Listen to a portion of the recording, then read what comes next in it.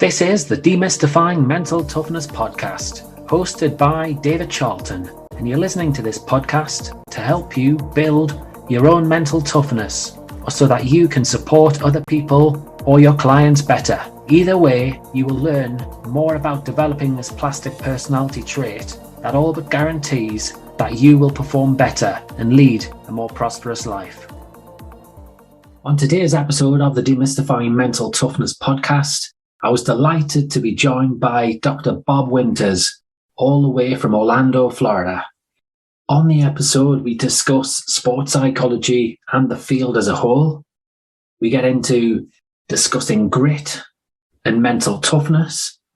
Both Bob and I have got backgrounds around golf, so we get into talking about key mental skills in putting as well as a whole lot more. It's well worth a listen. Enjoy. Hi, Dr. Bob. It's great to have the opportunity to chat to you today. Would you like to explain to the listeners who you are and what it is that you do and your background in golf and sports psychology? Well, thank you, David, for having me on. It's a real pleasure to be on your podcast. I'm Dr. Bob Winters. I'm from Orlando, Florida, and I have been involved in sports psychology and sports performance for a long, long time, for many decades. Many people sort of regard me as one of the early pioneers in the field, but I really got started in looking at sports psychology back in the early 70s, even really when there wasn't any scholastic or academic degrees in sports psychology. I was looking at educational psychology and counseling and physical education and anatomy, kinesiology, all those different things. And when I was playing for my university, Ball State University golf team, I found out some things from, one of the top professionals. And he was talking about the importance of the mind and visualization and the belief. And it really got me thinking, wow, there's a lot more to sport than just the physical side. So I started, delving into positive visualization and just self-affirmation quotes and things like that. And then I had written my master's thesis, one of the first theses I've done back in 1977. And it was called The Effects Anxiety and Stress Have Upon Modern Golf Performance. I laugh about the title now because anxiety and stress have always had an impact, whether it was historical golf performance, new golf performance, or future golf performance. Anxiety and stress are always the killers of any type of athletic movement, especially in a perceptual motor skill such as golf. So I actually started doing that, and I got involved in sports vision with a great, gentleman by the name of Dr. Herbert Price, who at the time with the American Optometric Association was sort of their librarian. And he was doing all the video recording of people like Dr. Bill Lee and Dr. Bill Harris and Dr. Craig Farnsworth. I mean, some real pioneers who were working with a lot of different sports, a lot of baseball players, and they were way ahead of their time. And this is back in the late 70s, early 80s. And then I started taking some of that information with me out into the PGA Tour, sporadically. And I had a chance to really bump into some great players like Jim Simons, Alan Miller, Joe Widman, Bernhard Langer, and, get a chance to sort of, impart some of my ideas to them. And as the years went on, I started, collecting more degrees. And I then, took a course with Dr. Richard Cox, which was his introduction to sports psychology back in the early 80s. And then I actually matriculated to the University of Virginia to actually do work with Dr. Bob Rotella and Dr. Linda Bunker there at the University of Virginia Curry School of Education. And I spent, many years there, and it was very, very laborious, very tough. And I think they expected a lot out of me. So I was piled higher and deeper and was really into a lot of the research, really become an academician and a scientist, not just a practitioner, because I had played competitive sports ever since I was 4 or 5 years old. Have coached almost every type of athletic activity there is, been a teacher, educator, researcher, and got my PhD from the University of Virginia. And then I actually moved here to Florida and joined David Ledbetter as his resident sports psychologist at the World Teaching Headquarters at Champions Gate, which is right outside Orlando, Florida. And I've been here now for 22 years.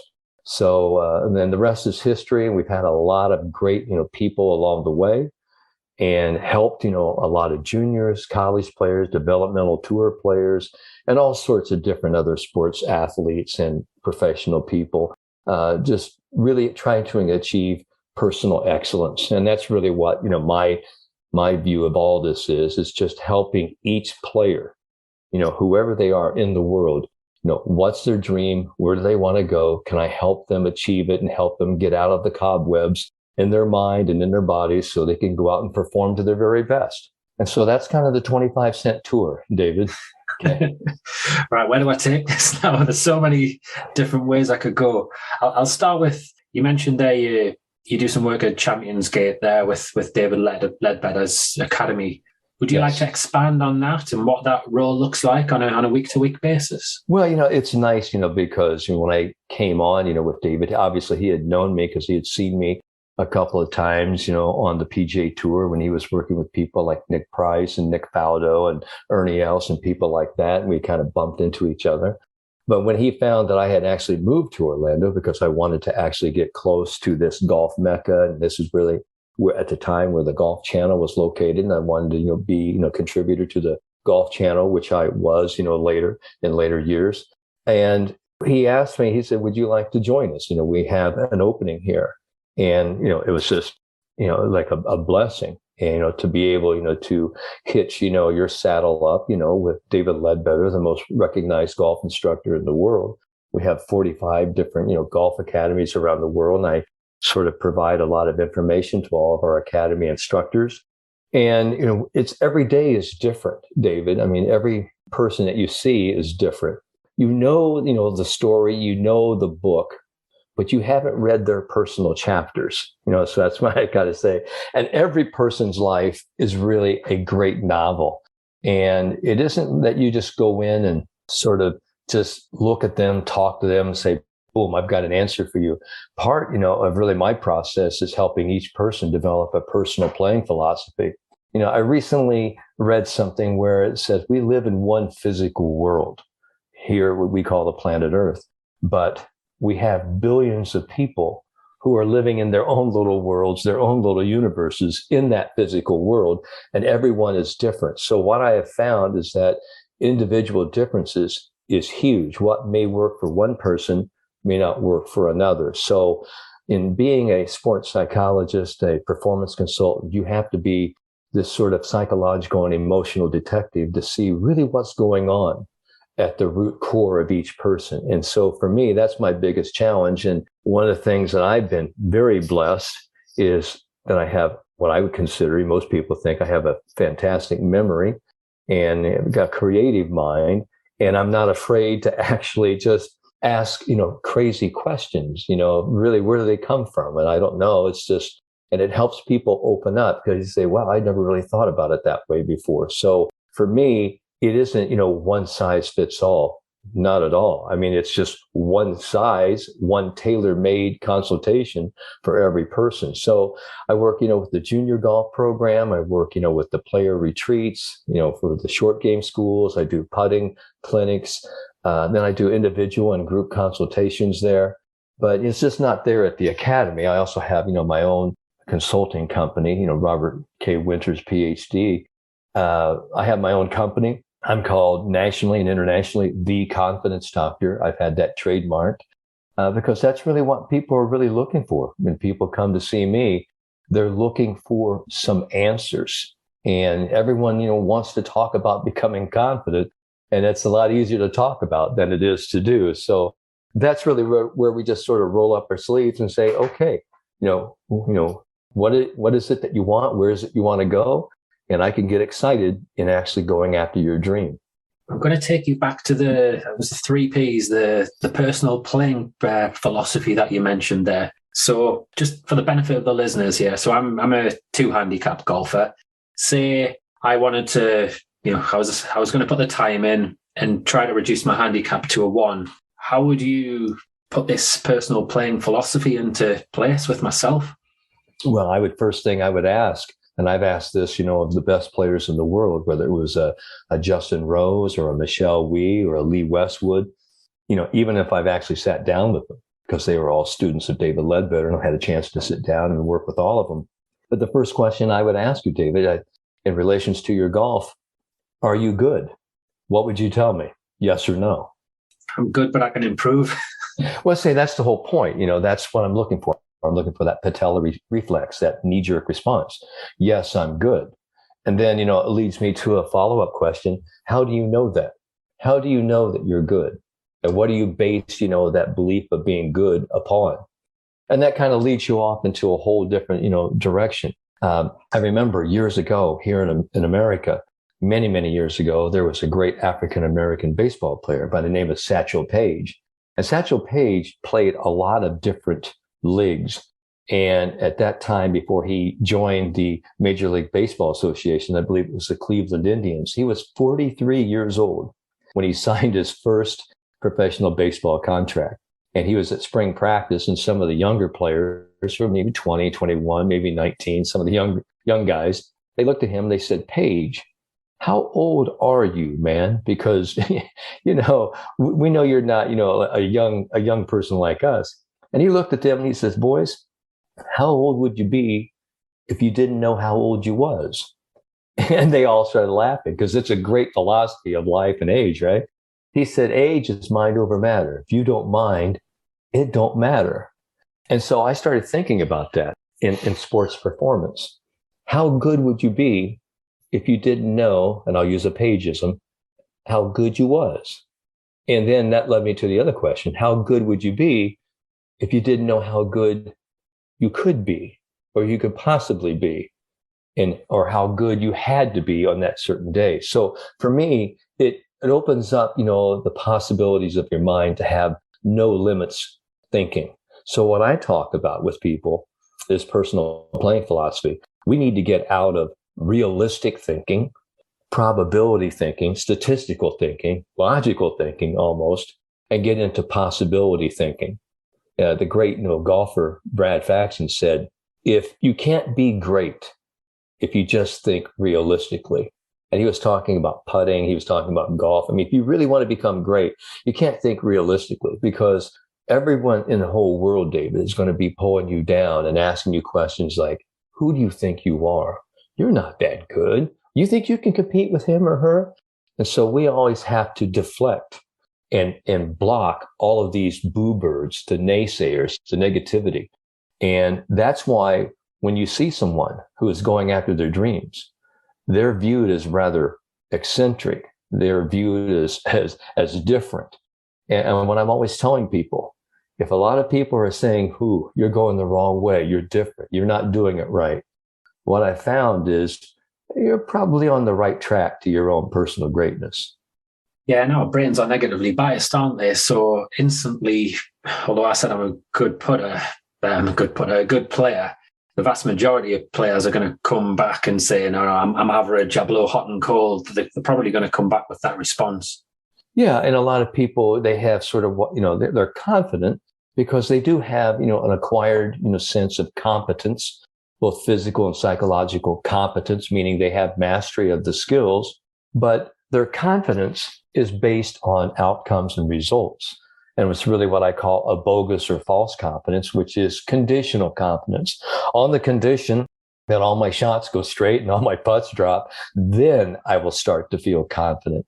And that's not confidence at all. I mean, confidence is saying, I know what I know, and this is what I do. And if I don't get the results, I'm going to continue my process of believing in my talent. But that's a lot easier to talk about because it's really easy to walk, talk, and act like a champion, when you're making all the shots and everybody's kissing your buns and making you feel good about yourself. But can you walk, talk, and act like a champion when you're playing like a chump? And that's the whole thing about, success and failure. And I'm always telling my athletes, listen, if you want to be a success, you have to understand the first three letters of success is SUC, suck. You'll probably suck before you'll have success. So, we have to get through the suck in order to get to the success. And I think it's kind of a little play on words. That's just how I roll, David. So, we use a lot of acronyms and a lot of different analogies and metaphors. But I think people like that. And what I do, I guess I'm a storyteller. I like to use stories, as examples. And people can relate to that. And what I find with my athletes is that they're very passionate about a lot of things. They're passionate about their relationship, passionate about their sport, passionate about their careers, passionate about food. And I'll even bring food into this personal playing philosophy, with my athletes, because a lot of athletes have favorite foods. And I'm always saying, well, what's your favorite food? Well, I could eat just a mess of Alaskan crab legs. I'm going, well, I'll tell you what, we really want to be hungry and we want to be motivated, like we're getting ready to go eat a bucket of crab legs. And what I've found, and maybe you found in your career as well, is that we talk about motivation, achievement motivation in sports psychology. And a lot of people say, what's the hardest thing for you to do? And the hardest thing for me to do as a sports psychologist is to get people motivated who aren't really hungry or really don't want it that much. And I heard a gentleman tell me years ago, he goes, Dr. Bob, he goes, what I've found is that it's hard to be hungry when you've always had a refrigerator full of groceries. And I thought that was really quite profound, because it's true. And I think we have, a lot of people today who really haven't had to work, for their success. And, they fail early and they go, oh, I just can't do it. And I'm sitting there going, well, you really haven't persevered, because when we start talking about having success, you've got to get through the fear. You got to get through the doubt. You got to get through the failure. You got to get through, the pangs, when I say the blood, sweat, and tears, and the blood, sweat, and years of failing in order to get to the good stuff. And that's why, David, one of my philosophies is that in order to get to the top, really, a lot of people really like the idea of getting to the top, but they like it more than they feel I have to have it. I want it. I need it. I've got to have it. And to me, that is the single driving force to become successful. You persist until you succeed. And that's really what success is all about. Would you say an element of mental toughness is exactly what you've just talked about there, about this level of persistence and determination to push through the difficulties? Oh, absolutely. I think when we start talking about Angela Duckworth's work here at University of Pennsylvania, when she starts talking about perseverance and the term grit, when you have a gritty, tough competitor, they're in it for the long haul. They just aren't, turned down by a stepping stone, or stopping stone is what we call them. Don't let a stepping stone be a stopping stone to your success. I mean, she talks about going after something long term. We always talk about, goal setting, and it's perhaps one of the most researched areas in all sports psychology. But, goal setting should be about, really saying, this is really where I want to go. And along the way, I will have some hurdles I have to get over. But, you have to get over it, around it, through it, whatever. But again, what I say is that when I talk to people, I say, do you really, really want this? Because if you really want something, I mean, you want it as much as you want the air to breathe. You just really have to have it.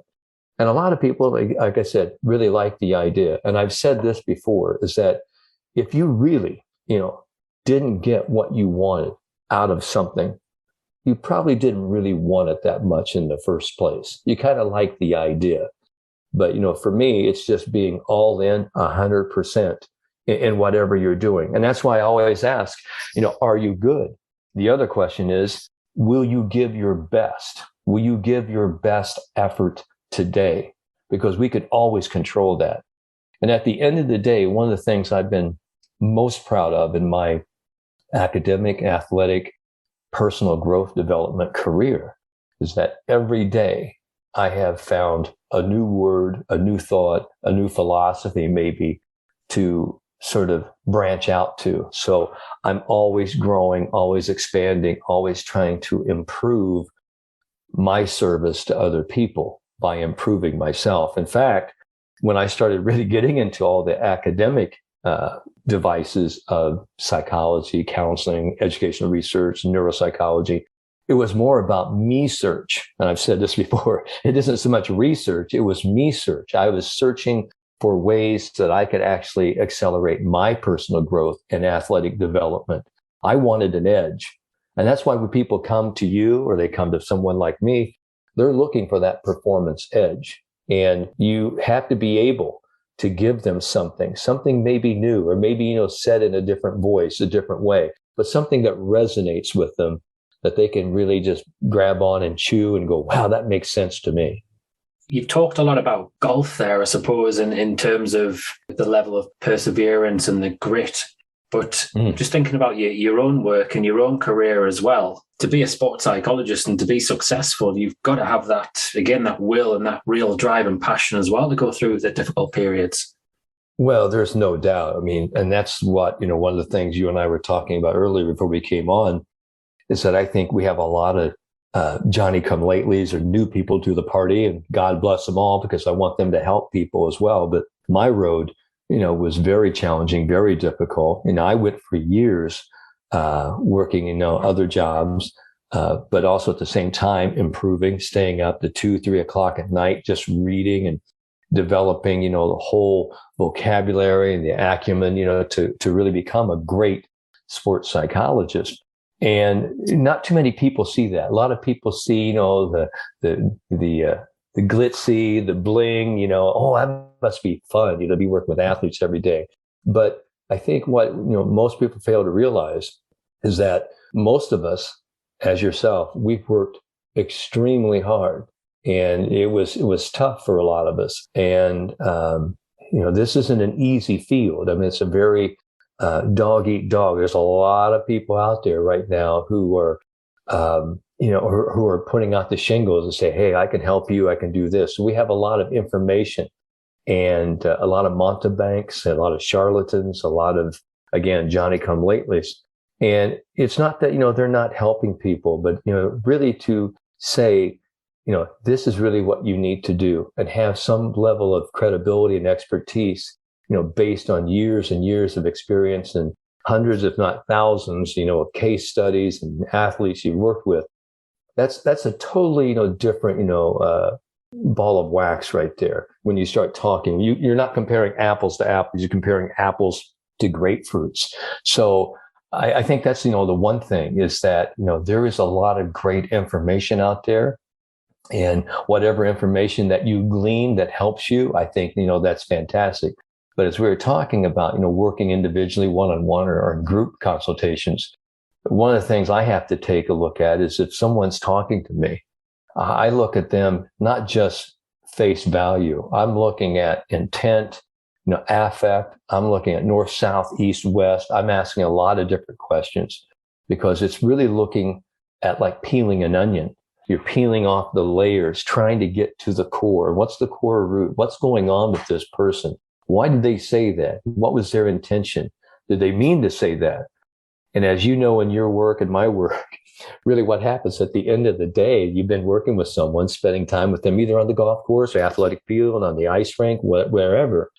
They'll say, Dr. Winters, I told you this earlier in the day, but here's how I really feel about it, okay? And they give you kind of a different impression, because to really work with people, it takes a lot of trust, a lot of peeling back the layers of just human connectedness, human communication. And what I have found, the art of getting through to people is huge, because when we talk, I'm transmitting. And when you are on the receiving end, you're the receiver. And what happens being a transceiver, you're transmitting and receiving, you miss a lot of information. So that's why we do clarification, we do paraphrasing, we do, sort of revert back. How did you think about that? Because when someone says something to me, I'm processing it, and they may come back with 3 or 4 more different, viewpoints. So it's really important for me to say, hold on here. This was important. Let's go back to this point. So just the whole notion about human communication, it's a lot tougher than what people think, and so you could sit there all day and go, how do you feel about that? And that's the typical counselor, psychologist, stereotype, and yeah, I bet that makes you feel bad. Well, yeah, it does make me feel bad. That's why I'm here. And for me, this is the difference, the big difference between like having a regular counselor and a sports psychologist, I will actually go back in their history to really get an idea of where they've come from. But I don't want to have to go back and reinvent the wheel every time we meet. I'm asking them, where do you want to go right now? Let's move forward. Here, okay, I've heard all of that. Tell me what you want. This, and so we're going to create a tailored plan. This is where you want to go. And let's have a blast finding out how good you can be. And that's just sort of, how I see it. I think one of the big things that you've mentioned there and a little bit earlier is, as a sports psychologist, as an athlete, really, you've got to be willing to be open-minded, to learn and to keep on learning and to reinvent yourself, etc., over a period of time in order to be successful. So a big reason for this podcast episode was to look at your golfing expertise, and especially around putting, which you alluded to earlier with your sports vision work.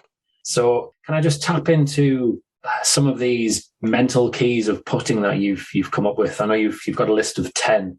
Obviously, we haven't got time to go through all 10. So let's start with the first one. Every putt can be made, no matter the distance. Well, I think, when you actually step up on the green, what is the goal? What's the end goal here? You want to get the ball in the hole.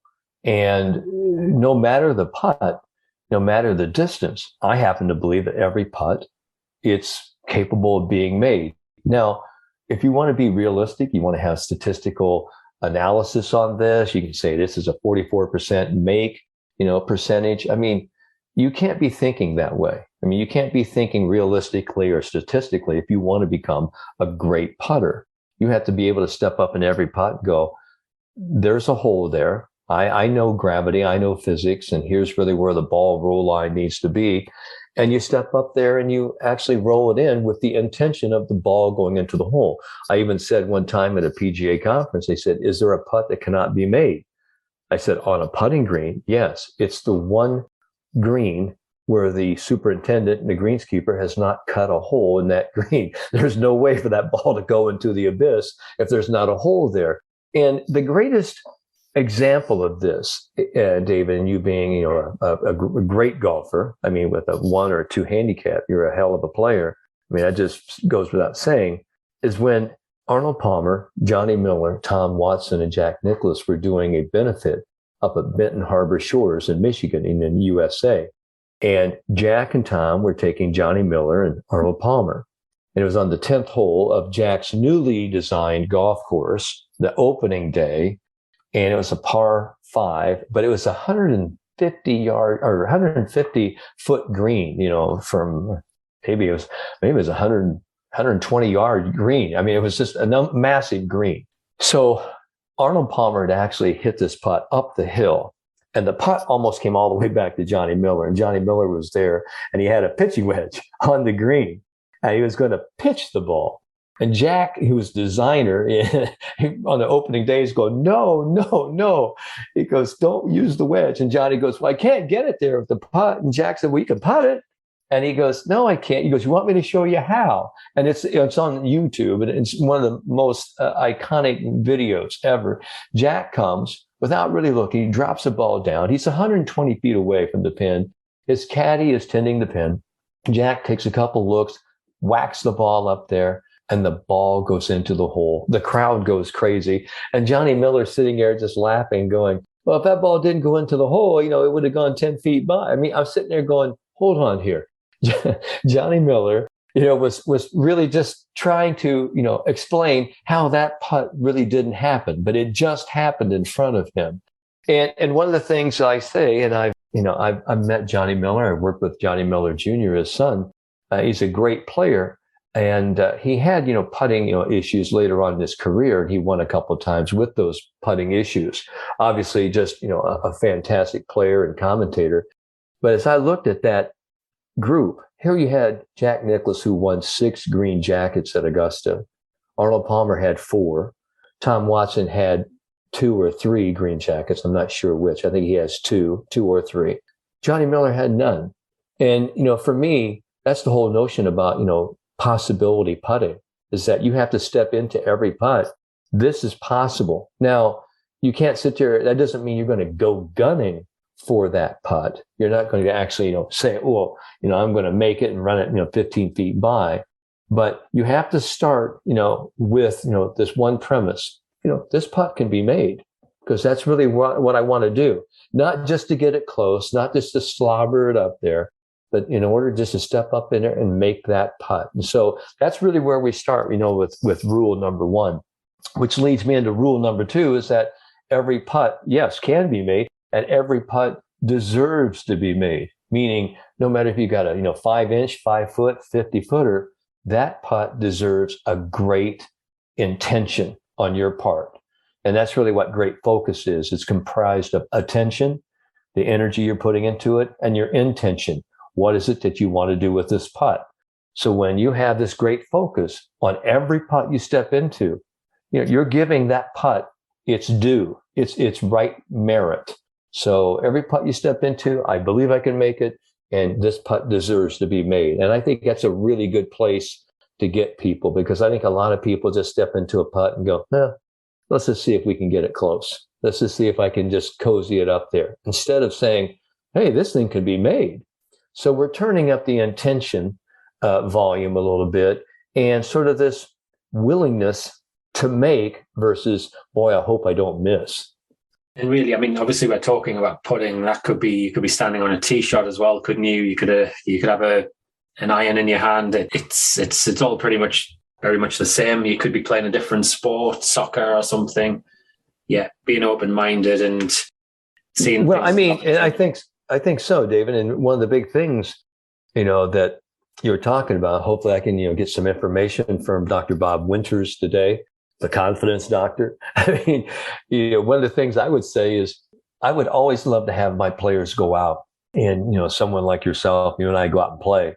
I think one of the biggest things that holds people back is the scorecard, is the handicap system, because we get into these sort of self-imposed jails with like these little boxes. We know the score, and this is our handicap, and you're a 3.8, on the handicap, index. And well, okay, and then we start really playing well, and people go, wow, don't wake him up. He's unconscious, or he's going to sleep.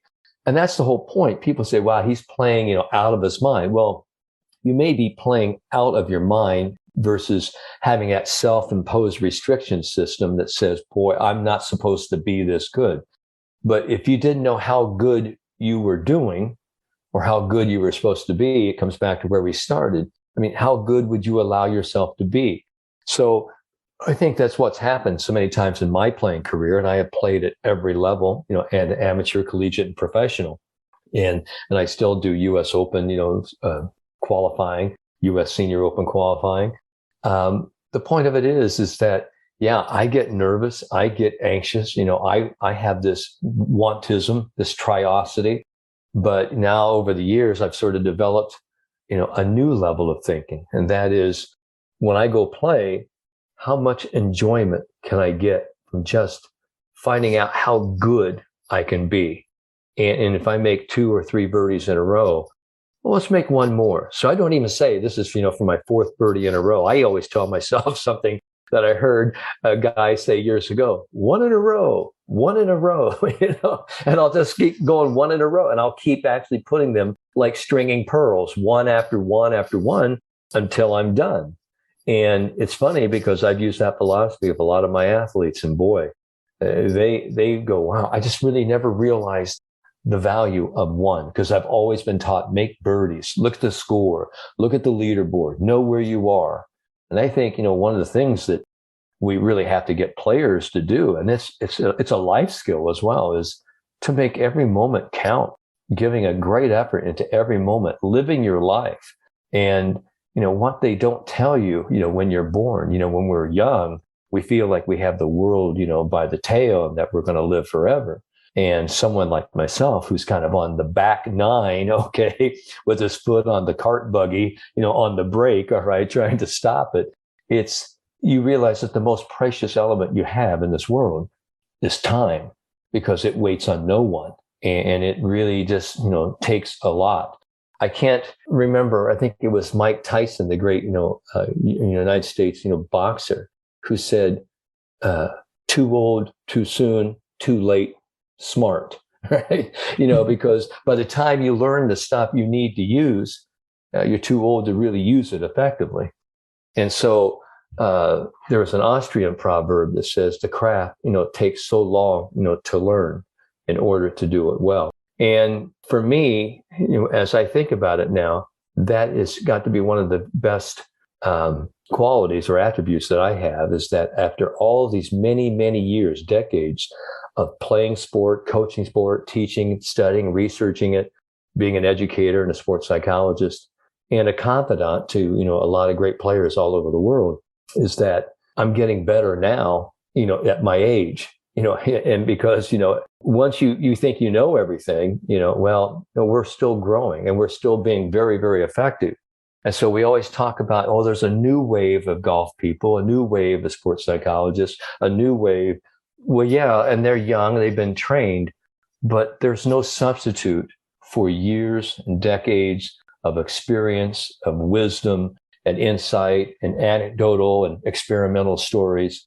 So I happen to believe that people like myself are like wine. We do get better with age, and if we keep ourselves, fresh, and we keep ourselves, invigorated, which, this field really does, and it helps you stay passionate. And I think that's the one thing, hopefully all of our listeners tuning in can really tap into it, because I'm extremely passionate. I love what I do because every day is different. I mean, it isn't like the same old, being at the factory. And that's one of the reasons why I pursued this field. Yeah, no, likewise, as you say, every individual or team you work with, they bring their own challenges and differences. There's one thing you said there about one in a row. I love that. I think I'll be pinching that from you. I'll take that. Okay, very good. The power of words. It's just amazing. Yes. Yeah, it is. I mean, to me, again, everybody talks about, sports psychology is learning this, visualization, concentration, confidence, whatever. For me, mental training is really simply being the dissemination of a few golden nuggets, because really, that's really what people glob onto. I mean, they hear something, and it could be only just a few words, but it just really means something. It resonates with them, such as Nike. Nike, their slogan, just do it. I mean, 3 words. And I've always said that, we live in a world of 3 worlds, 3 words in this world. I love you. Coke is it.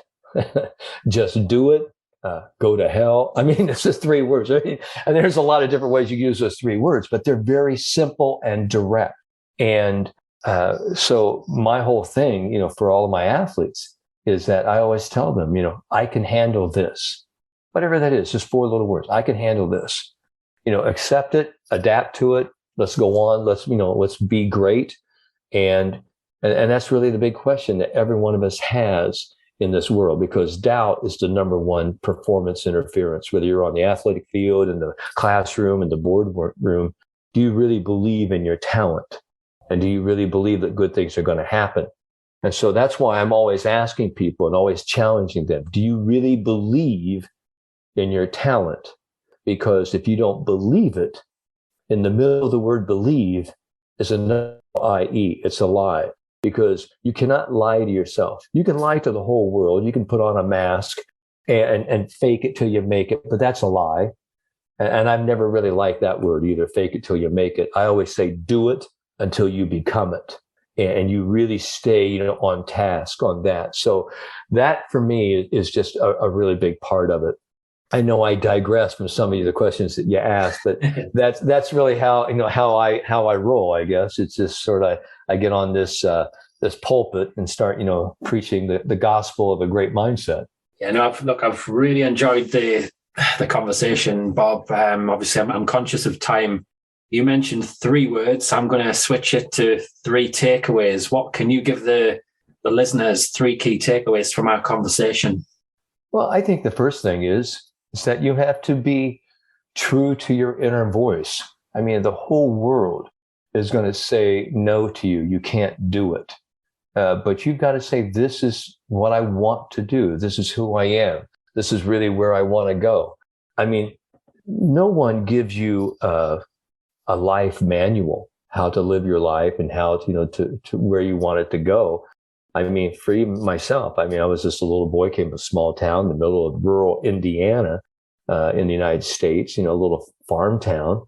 And as I look back now, and as I've gone on to do some unbelievable things, meet great people, it seems to me like all of the great successful people started out as almost nobodies. And I remember, hearing a long time, because before somebody really becomes somebody, a lot of people thought they were a nobody. And so that's the one thing, is that you've got to put yourself first and say, hey, this is really, what's important to me. The second thing is, the ability to understand that, you're going to fail. And the point being is, if you want to be successful, you want to put yourself out there. You want to take more risk. You want to flex that risk muscle. You want to take chances. I mean, people who really are on their deathbed aren't really, regretting all the things they did. They regret the things that they missed out on because the time got away from them. They wish they'd done this and wish they'd done that and wish they'd been a little bit more crazy, and done a lot more fun things or said, certain things to certain people and because they were jealous and petty and pious. And to me, it's really, living the golden rule and, treating others as you want to be treated yourself. I mean, I think that's just huge. And the final thing is that there will be, some stepping stones to success, and some of them will be big, stepping stones, but you don't want to make them stopping stones to your success.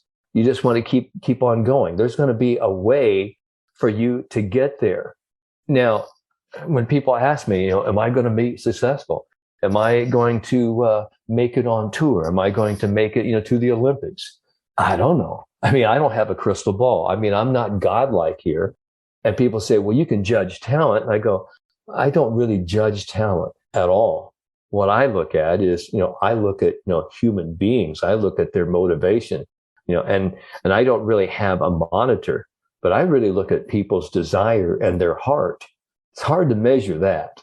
And, and for me, when we start talking about mental training, mental toughness, when you have people who have psychological hardiness, who have grit, who have persistence, I mean, one of the toughest competitors you're going to face is the competitor who will not stop, the one that just keeps coming at you.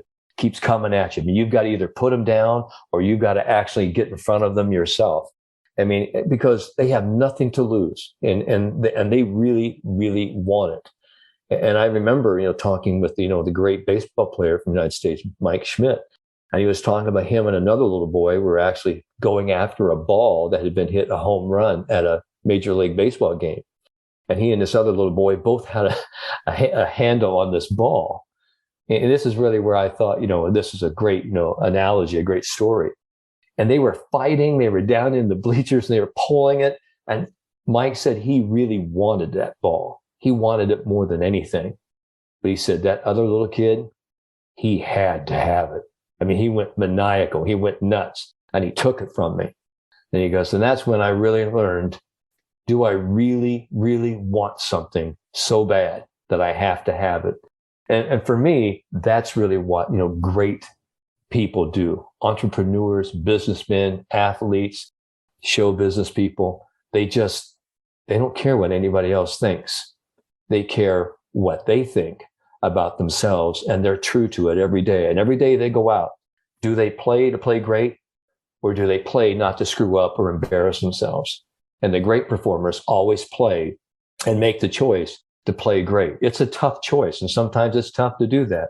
But that, to me, is the ultimate line. If people are listening to this, that's really what you've got to get yourself to. Do you really go out to find out how great you can be? Do you give yourself permission, the emotional freedom to go out and just perform as well as you can? Or are you worried about what other people are going to think, how you might screw up, how you might embarrass yourself? Because if you're going that way, well, you're not alone, because 99% of the world's out there. And it's when you separate yourself, you make yourself unequal from everybody else. So that's sort of, the three keys I would say. I love that. It's a fantastic way to finish the podcast episode. So, Dr. Bob, whereabouts can the listeners reach out to you? Where can they find you? Should they want to look you up or have a conversation? Well, they can find me at multiple media outlets, but one of the first places they can go is to my website. It's theconfidencedoctor.com. That is probably the most important thing. You could actually even go drbobwinters.com. It will get you into the same place. But you can also find me at davidledbetter.com. And if you can't go to either one of those places, just Google my name, Dr. Bob Winters, on Google, and you're going to find, a lot of resources there. I've been around a long time, got a lot of, Google hits, and people can find, Dr. Bob Winters, the Confidence Doctor, but that's theconfidencedoctor.com. And so I'm on a lot of different podcasts. I'm just really pleased, David, to be on your podcast. Very honored and humble. And I know I've been, pontificating and speaking for a little while, but that's what happens. I get excited talking about our craft and how we help other people. And you continue to do the great job that you're doing. And thanks for having me on your platform today. Yeah, I really appreciate it. There's, some fantastic insights and stories there for the listeners. So yeah, big thank you. Wow. Well, that was a fantastic conversation, which I really, really enjoyed. And it touched on so many different areas of mental toughness in Peter Clough's 4Cs model, from confidence in your ability to life control. When Bob was talking there about this can-do attitude, was learning orientation, risk orientation, all sorts there. It was top dollar. It was great.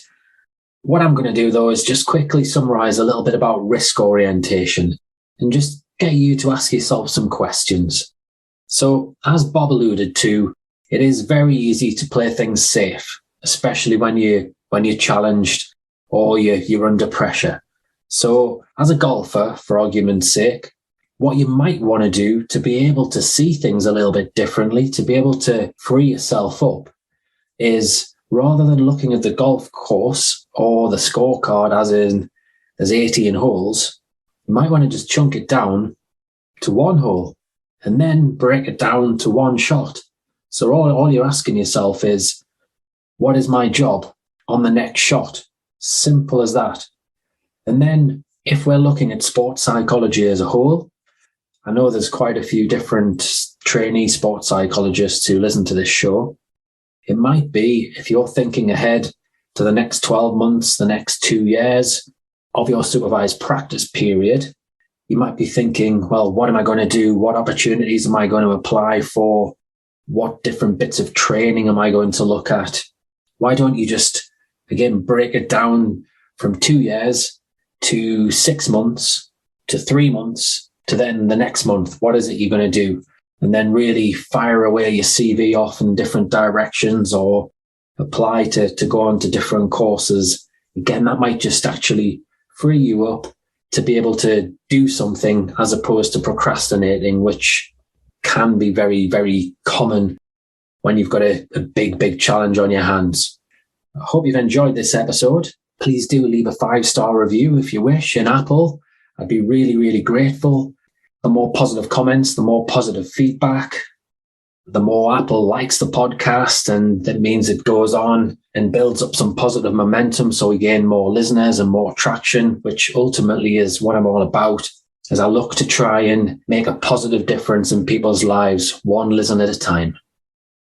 If you enjoyed this episode of the Demystifying Mental Toughness Podcast with David Charlton, do check out my website, sport-excellence.co.uk, and my online sports psychology resources. The Sport Excellence website has essential resources for anyone looking to build their own mental toughness or the mental toughness of their athletes or teams, or if you want to achieve peak performance more often or optimal functioning. The Sport Excellence website has everything you need to keep moving forward and thrive. So go on, head over to sport-excellence.co.uk to find out more.